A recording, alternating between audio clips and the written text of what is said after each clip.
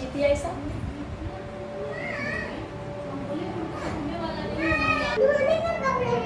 हाँ धोने वाला कपड़ा में डाल दिया।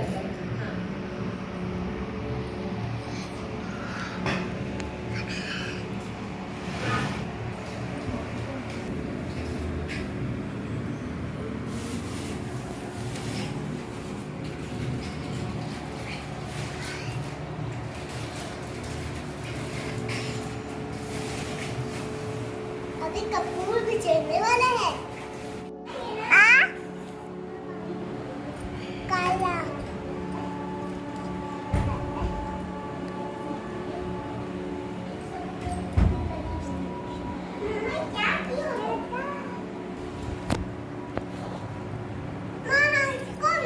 हमसे भी कुछ करवाओ। जब हम कुछ करेंगे ना मेरा हाथ पकड़ लीजिए। कैसे हम दादी माँ का हाथ पकड़ लेते हैं।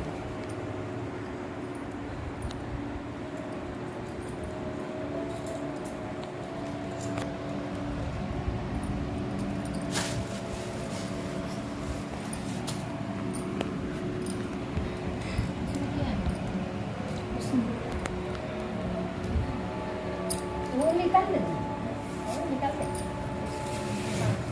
निकाल दे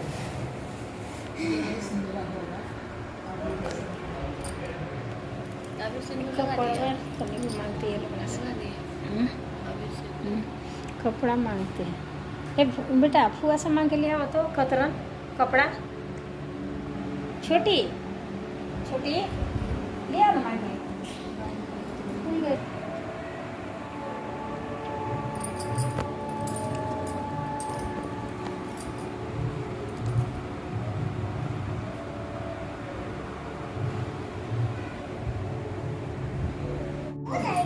अरे गिर जाओगे बेटा। वहाँ से हटा ले टेबल वाला पीछे कर दे। मम्मी कुर्सी तुमको चोट लग जाएगा। पीछे कर दो टेबल। दुल्हन देखी हो गिरो ना। हम क्या पूजा करें। हो कभी नहीं हो हो नहीं। अरे होली जी मम्मी लोग को बचा रहे हैं। अजी जी अरे अब हाथ जल जाएगा।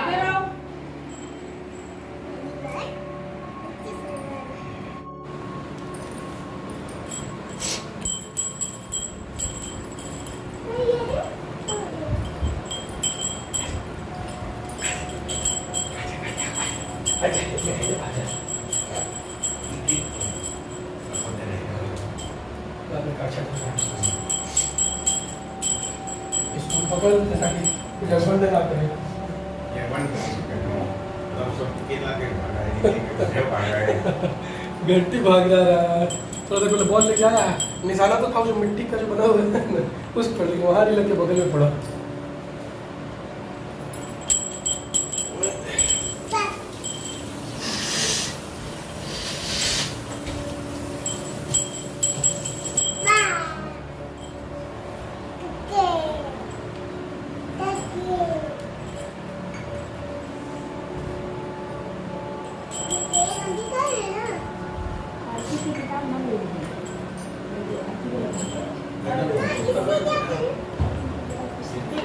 मम्मी आज हम कहानी नहीं पढ़ सकते हैं क्या। पढ़ने को वाणी तो शुद्ध नहीं होता है ना लेकिन किताब नहीं शुद्ध होती है। हाथ में ले लो अच्छा आपको बोल रहे हैं तू ना बोली थी। देखो होगा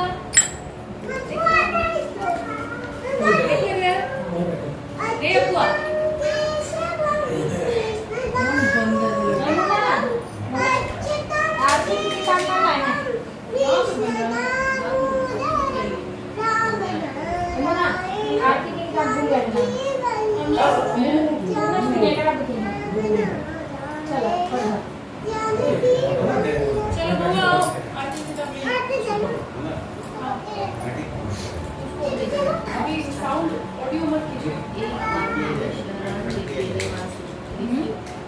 एक बार दैवी शारण्य के निवासी ऋषि ने संसार के कल्याणार्थ सूत जी से पूछा।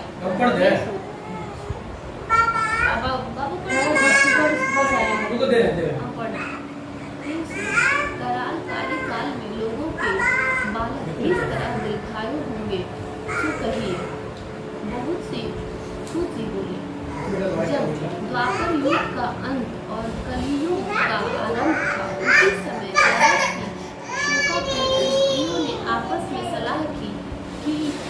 इस काल में माता के बहुत सी शोभापूर्ण स्त्रियों ने आपस में लो सलाह लो की। लो आप ले लो। इस काल में माता के जीवित रहते पुत्र मर जाएंगे।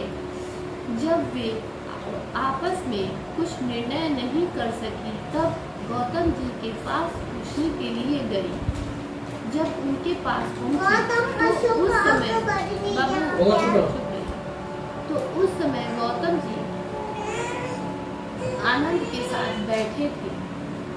उनके सामने जाकर उन्होंने मस्तक झुकाकर प्रणाम किया। अरे दे रहा लो लो। स्त्रियों ने पूछा, हे इसको प्रभु, पकड़ो। इस कलयुग में लोगों के पुत्र किस तरह जीवित रहेंगे? पकड़े ना इसके लिए कोई व्रत या तप हो तो कृपा करके बताइए। इस तरह उनकी बात सुनकर गौतम जी बोले, आपसे मैं वही बात कहूँगा जो मैंने पहले से सुन रखा है। गौतम जी ने कहा, जब महाभारत युद्ध का अंत हो गया और द्रोणापुत्र और अश्वत्थामा के द्वारा अपने बेटों को मरा देखकर सब पांडव बड़े दुखी हुए तो पुत्र के शोक से व्याकुल होकर द्रौपदी अपने चाहिए। सखियों के साथ ब्राह्मण श्रेष्ठ धन्य के पास गई और अच्छा, एक चीज और दे। धन्य के उनको दे, धन्य बैठो, से एक चीज देते, खाओगे एक चीज? हे बैठो विपिन, देते हैं। कौन सा बैठो उपाय दे रहे करने से बच्चे दीर्घायु हो सकते हैं? यह आप कृपा करके ठीक कहिए। हाँ धन्यवाद। हाँ। सतयुग में सत्य वचन बोलने वाला, सत्याचरण करने वाला, समदर्शी जीमूतवाहन नामक एक राजा था। एक बार वह अपनी स्त्री के साथ अपने ससुराल गया और वहीं रहने लगा। एक दिन आधी रात के समय पुत्र के शोक से व्याकुल हुई स्त्री चुप रह, दे रहे हैं, रोने लो, लगी, लो। क्योंकि मैं वह तुम्हें दे अपने रही हूँ। बेटे के दर्शन से निराश हो चुकी थी। उसका पुत्र मर चुका था। वह रोती हुई कहती थी, हाय, मुझ बूढ़ी माता के सामने मेरा बेटा मरा जा रहा है। उसका रुदन सुनकर राजा जीमूतवाहन का तो मानो हृदय विदीर्ण हो गया। वह तत्काल उस स्त्री के पास गया और उनसे पूछा, तुम्हारा बेटा कैसे मरा है? बूढ़ी ने कहा, गरुड़ प्रतिदिन आकर गांव के बैठे लड़कों रहो। इसको पकड़े रहो। चला चला खाओ। गांव के लड़कों को खा जाता है। इस पर उस दयालु राजा ने कहा, माता, अब तुम रो मत, आनंद से बैठो। मैं तुम्हारे बच्चे को बचाने का यत्न करता हूँ। ऐसा कहकर राजा उस स्थान पर गया जहाँ गरुड़ आकर प्रतिदिन मांस खाया करता था। उसी समय गरुड़ भी उस पर टूट पड़ा और मांस खाने लगा। जब अतिशय तेजस्वी गरुड़ ने राजा का बाया अंग खा लिया तो झटपट राजा ने अपना दाहिना अंग फेंक कर गरुड़ के सामने कर दिया। यह देखकर गरुड़ जी ने कहा, तुम कोई देवता हो, कौन हो? तुम मनुष्य तो नहीं जान पड़ते। अच्छा, अपना जन्म और कुल बताओ। पीड़ा से व्याकुल मन वाले राजा ने कहा, हे पक्षीराज, इस तरह के प्रश्न करना व्यर्थ है। तुम अपनी इच्छा पर मेरा मांस खाओ।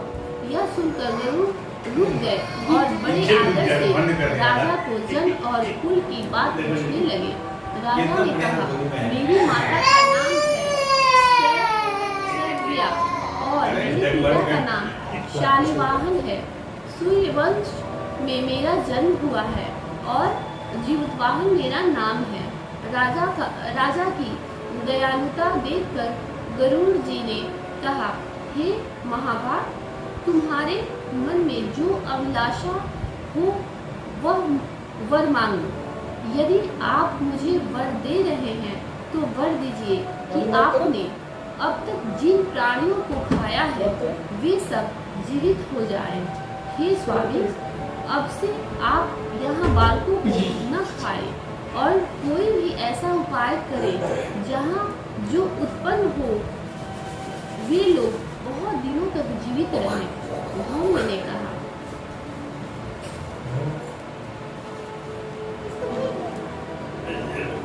नौमी ने कहा कि पक्षी राजगरुड़ राजा को वरदान देकर स्वयं अमृत लाने के लिए नागलोक चले। वहां से अमृत लाकर उन्होंने उन मरे मनुष्यों की हड्डियों पर बरसाया। ऐसा करने से सब लोग जीवित हो गए जिनको कि पहले गरुड़ ने खाया था। राजा के त्याग और गरुड़ की कृपा से वहाँ वालों का बहुत कष्ट दूर हो गया। गाँव वालों लिखना चाहिए, गाँव वालों का बहुत कष्ट दूर हो गया। उस समय राजा के शरीर की शोभा दूनी हो गई थी। राजा की दयालुता देखकर गरुड़ जी ने फिर कहा, मैं संसार के कल्याणार्थ एक और वरदान दूंगा। आज आश्विन की सप्तमी से रहित शुभ अष्टमी तिथि है। आज ही तुमने यहाँ की प्रजा को जीवित दान दिया है। हे वत्स, आपसे यह दिन ब्रह्म भाव हो गया है, जो मूर्ति भेद से विविध नामों से विख्यात है। वही त्रैलोक्य से पूजित दुर्गा अमृत प्राप्त करने के अर्थ में जीवित पुत्रिका कहलाई है। सो इस तिथि को जो स्त्रियां उस जीवित पुत्रिका की और कुश की आकृति बनाकर तुम्हारी पूजा करेंगी तो दिनों दिन उनका सौभाग्य बढ़ेगा और वंश की भी बढ़ोतरी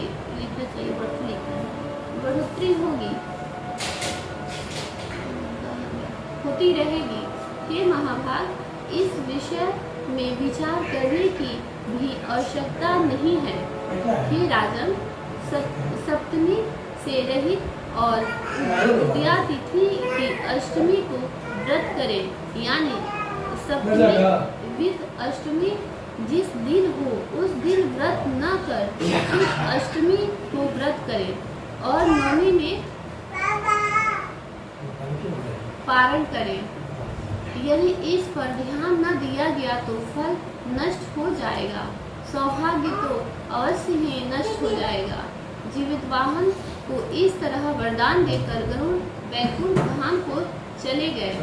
हे राजा, चले गए और राजा भी अपनी पत्नी के साथ अपने नगर को वापस चले आए। धौम्य द्रौपदी से कहते हैं, हे देवी, मैंने यह अतिशय दुर्लभ व्रत तुमको बतलाया है। इस व्रत के करने से बच्चे दीर्घायु होते हैं। हे देवी, तुम इस पूर्वोक्त विधि से यह व्रत और दुर्गा जी का पूजन करो तो तुम्हें अभिलषित फल प्राप्त होगा। मुनिराज, धौम्य की बात सुनकर द्रौपदी के हृदय में एक प्रकार का कौतूहल उत्पन्न हुआ और पुरावासिनी स्त्रियों को बुलाकर उनके साथ यह उत्तम व्रत किया। गौतम जी ने कहा, यह व्रत और उसके प्रभाव को किसी एक चीनी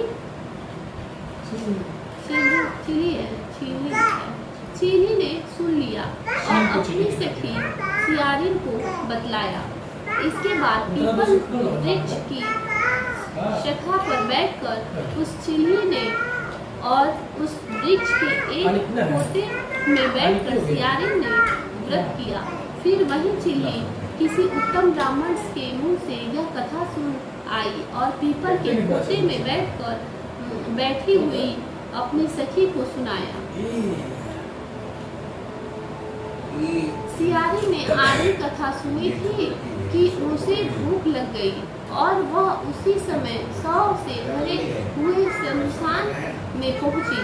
वहां उसने इच्छा भर मांस का भोजन किया और चीनी बिना कुछ खाए पिए रह गई और सवेरा हो गया। सवेरे वह गौशाले में गई और वहां गौ का दूध पिया। इस तरह नवमी को उसने पारण किया। कुछ दिनों बाद वे दोनों मर गई और अयोध्या में किसी धनी व्यापारी के घर में जन्मी। संयोग से उन दोनों का जन्म एक ही घर में हुआ, जिसमें सियारिन ज्येष्ठ हुई और चिल्ली छोटी। वे दोनों सभी शुभ लक्षणों से युक्त थी, इसलिए बड़ी लड़की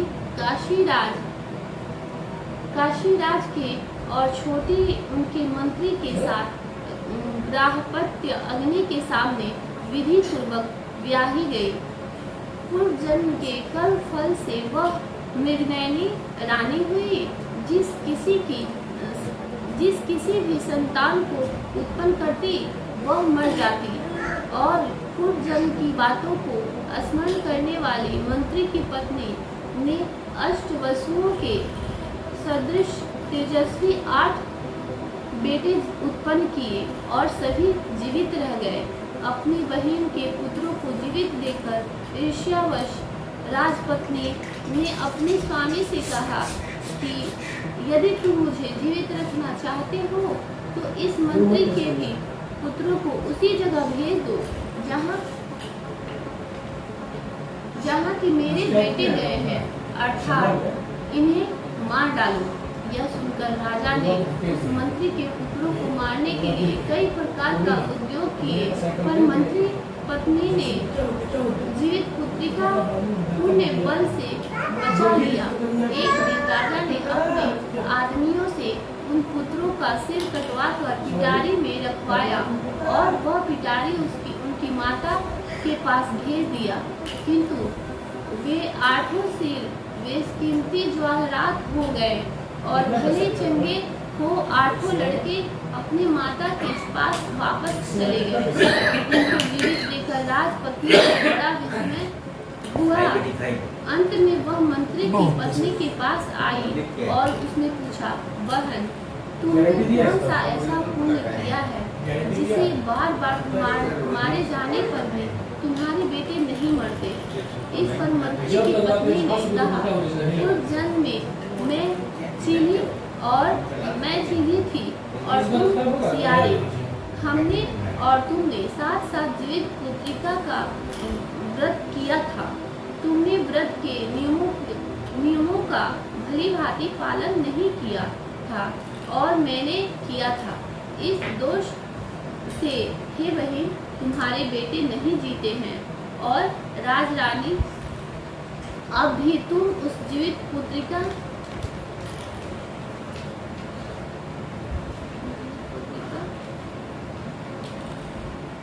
व्रत को करो।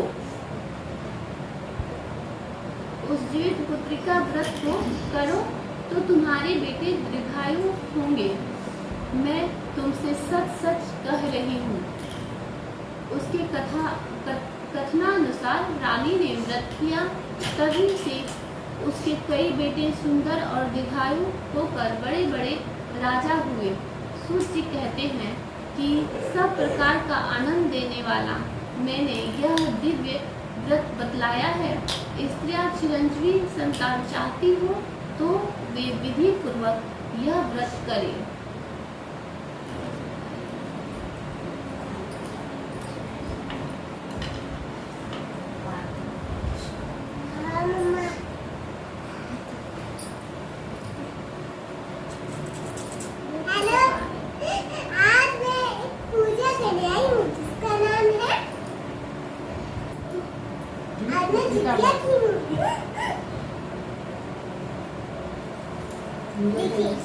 बेटा पूछो पूछो।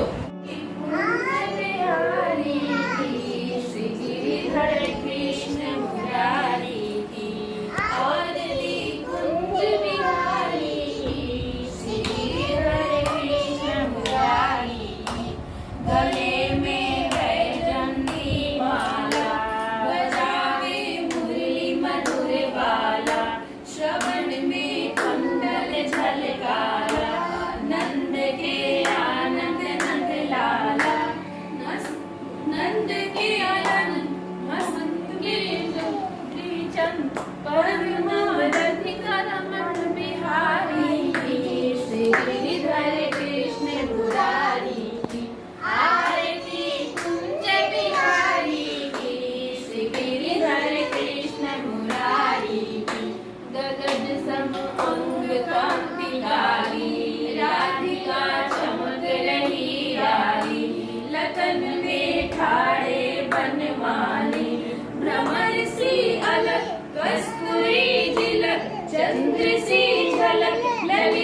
सभी श्यामा प्यारी की, श्री गिरिधर कृष्ण मुरारी की, आरती कुंज बिहारी की, श्री गिरिधर कृष्ण मुरारी की।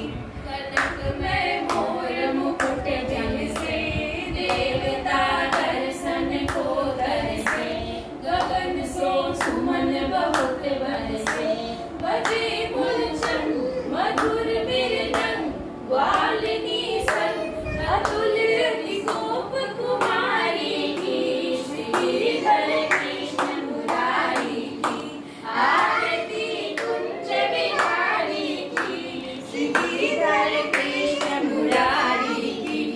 जहाँ ते प्रगट भई गंगा, कलुष कलिहारिणी श्री गंगा, स्वरण ते होत मोह भंगा, बसी सिमसी जटा के बीच, हरे अधसी चरण छवि श्री बनवारी की, श्री गिरिधर कृष्ण मुरारी की, आरती कुंज बिहारी की, श्री गिरिधर कृष्ण मुरारी। चमकती उज्ज्वल तट रेणु, बज रही वृंदावन वेणु, चमूली सी गोपी ग्वाल धेनु, हसत मृदुमन चांदनी जन, कटत भव फंद टेर सुन दीन भिखारी की, श्री गिरिधर कृष्ण मुरारी की, आरती कुंज बिहारी की, श्री गिरिधर कृष्ण मुरारी की, आरती कुंज बिहारी की, श्री गिरिधर कृष्ण मुरारी की, आरती कुंज बिहारी की, श्री गिरिधर कृष्ण मुरारी की, श्री गिरिधर कृष्ण मुरारी की, श्री गिरिधर कृष्ण मुरारी की। लड़की बिहारी लाल की जय, श्यामा प्यारी की जय। माँ के प्यारी कृष्ण का नाम हुआ ना। बाके बिहारी लाल। अब मम्मी वो नहीं किए तो हमें माता जी की तरफ में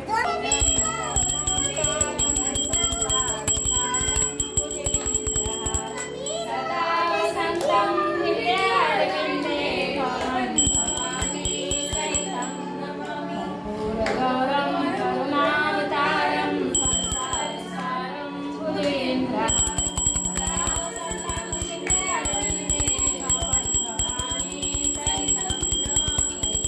गौरं करुणावतारं संसारसारं भुजगेन्द्रं।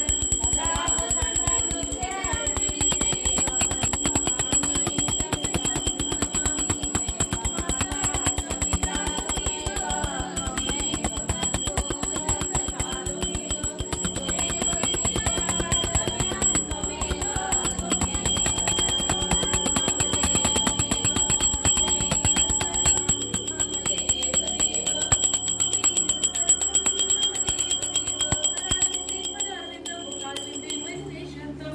वटस्य पत्रस्य पुटेशानं बालं कुन्दं मनसा स्मरामि।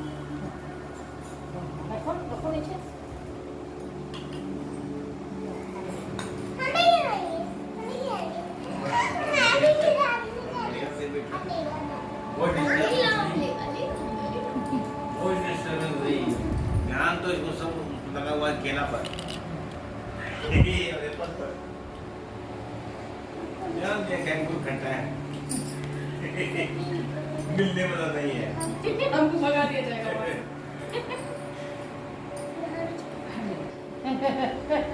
आज बहुत मजा आ गया। से। अब तुम बताओ कैसे कैसे जितिया की थी तुम?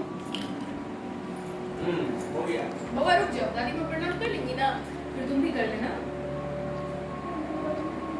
हाँ दूर से आरती लो तुम।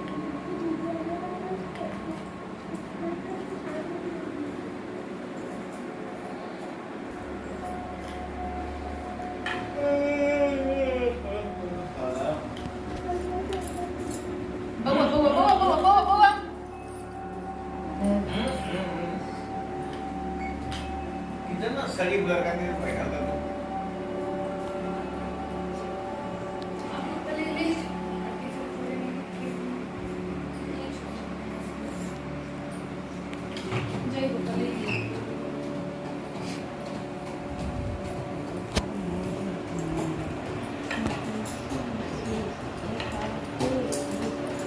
है ये लाया है वो पकड़ने के लिए। अरे बाप रे बाप अरे ये जो जी अमर अपना तो बेटा है नमक है नमक तो सबसे पहले नमक हाँ हाँ नमक है बाबा से मैं करने वाला अरे हाँ चल बाप रे बाप खैर हट जा हो गया चलो आ जाओ इधर आ जाओ छोटू आ जा बेटा हो गया आरती हो गया बेटा हो गया अब तुम भी हट जाओ चल लो पहले लो इस पे बैठ जाओ अब छोटी लो प्रसादी लो अब तुम इस पे बैठ जाओ ऊंचा पे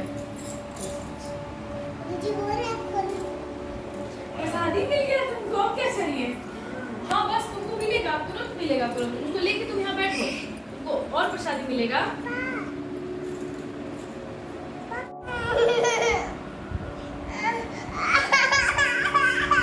यही से जो अच्छा है यही